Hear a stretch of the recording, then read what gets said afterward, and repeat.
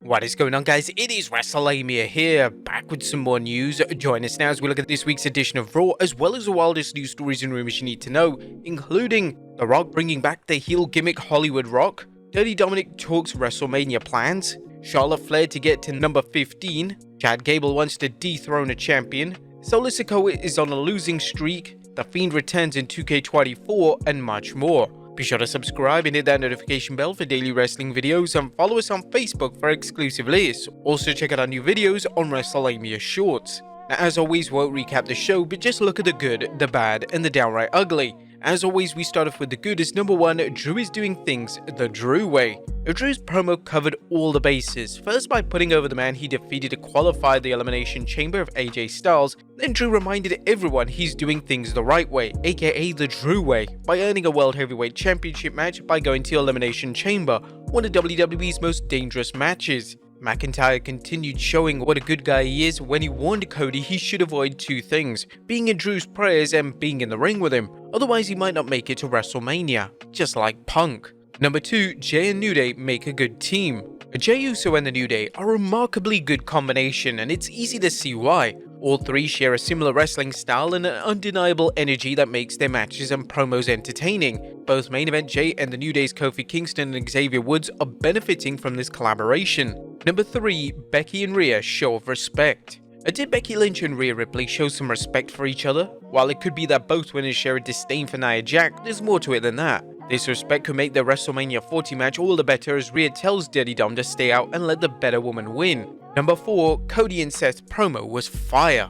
Cody Rhodes and Seth Rollins are two of wrestling's best talkers, and last night they showed the difference between good and great. Both men cut tremendous promos, but where things stood out was their ability to feed off each other without stepping on each other's toes. Number 5, DX saves R-Truth. It's a good thing DX was in the house to save R-Truth from the Judgment Day. Well, at least that's what happened in R-Truth's version of reality when DIY ran in for their save. R-Truth is so entertaining that he should just have his own sitcom at this point. Number 6, Sami vs Shinsuke could be great. And the Sami vs Shinsuke program has incredible promise, not only because both wrestlers can deliver instant classics in the ring, but also because Sami Zayn's character is at a crossroads. The WWE built up Zayn's despair over coming up short against Roman Reigns and lacking direction ever since, although the WWE seems to have forgotten Sami and KO's success dethroning the Usos for undisputed tag team championships. Now, this could be an interesting undercard program with enough longevity to last into WrestleMania, and strong elimination qualifiers. The Elimination Chamber qualifier matches lived up to the high quality of SmackDown's qualifiers. While the outcomes were predictable of Lashley, LA Knight and Liv Morgan winning over Bronson Reed, Ivar and Zoe Stark respectively, everyone looked good in their matches. But that was good. What about the bad? As number 1, the Imperium formula is stale.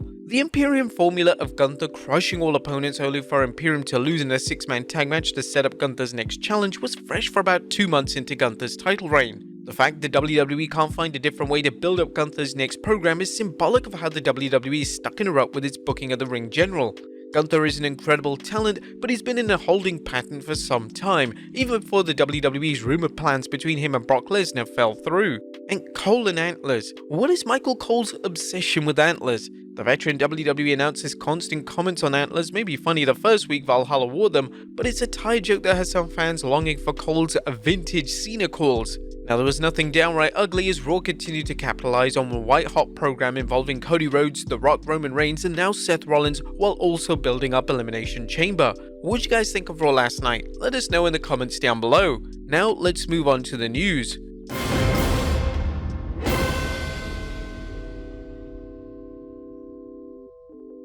Now, first story looks at The Rock bringing back Hollywood Rock. Atop in today's news is a report that The Rock will embrace his heel turn and make the most of it as things head into WrestleMania 40. A WrestleVotes reported, sources suggest that The Rock is expected to fully embrace his heel turn, drawing inspiration from his past Hollywood Rock persona. Additionally, I'm told to anticipate the release of The Rock branded Cody Crybabies merchandise. The story is just beginning. The Rock's heel turn at last week's WrestleMania 40 kickoff event has wrestling fans everywhere talking about it. Some fans like it and others don't, but it seems as if everyone is tuning in to see how things play out, exactly the reaction WWE wants. You can be sure that the WWE hopes the buzz will also increase the general public's interest in the product and takes WWE's success to new heights. Next up, Dirty Dom talks WrestleMania plans. What's in the cards for Dirty Dominic at WrestleMania 40? Well, I recently spoke with K100 and it turns out he has no idea. I have no idea for what I'm doing at Mania. I really don't get a heads up on anything when it comes to creative and stuff. Tell me what to do and I'll do my best to go out there and make it look as best as possible to the best of my abilities. I'm not in the position to be politicking. While Rey Mysterio's wayward son has only been competing since 2020 SummerSlam, he's become a sensation ever since turning heel in 2022. The WWE is obviously pleased with his work as they recently signed him to a new deal. Dom continues to grow as a performer, and while his heel act has some obvious parallels with the late great Eddie Guerrero's Latino Heat character, Dom has also added his own touch to things. While Dom plays an entitled punk in the ring, it sounds like he knows where he's at and at the WWE's food chain. I'm very blessed to be in the position that I'm in, so I'm not going to be poking at any bears or any fingers or anything. Tell me what to do and I'm here for it. I'm happy. I'm having a blast doing it, especially with the crew that I'm doing it with. I become actual friends with everybody here, so being able to just go out there and have fun and beat the shit out of people, I'm having a blast. At one point there were rumors of Dominic facing off against his famous father in a rematch from the WrestleMania 39 bout, this time with Dominic putting his hair up against Rey's mask. Things have been quiet between Dominic and his dad, but it wouldn't take too much to reignite their feud. Next up, Charlotte Flair to get to number 15. How is 14-time Women's World Champion Charlotte Flair doing after undergoing surgery to repair her torn ACL, MCL and meniscus? Flair spoke with CNBC about her recovery, saying, "I'm 6 weeks out Thursday. I'm ahead of schedule and every day all I think about is returning back to the ring, especially with all the excitement with Raw going to Netflix, WrestleMania 40 in Philadelphia. All I can think about is getting back and winning that number 15. Past estimates suggest Flair would be out until the fall, but it sounds like she's doing everything possible to return ASAP. Next up, Chad Gable wants to dethrone a champion.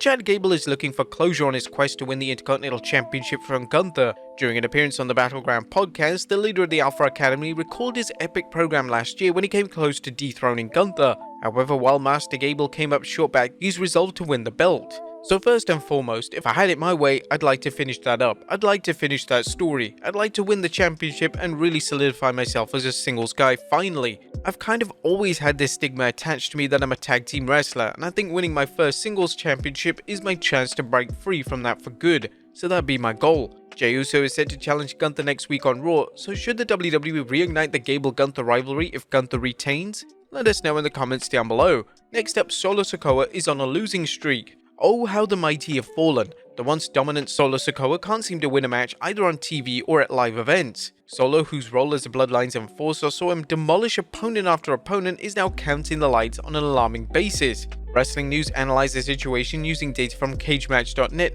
noting, on SmackDown, Solo Sikoa is 0-5 while losing one dark match to Cody Rhodes earlier in this month at the SmackDown event. The other 18 losses have come out at house shows to the likes of Kevin Owens, AJ Styles and LA Knight. This year alone he has lost 9 matches, with 3 of them being on TV.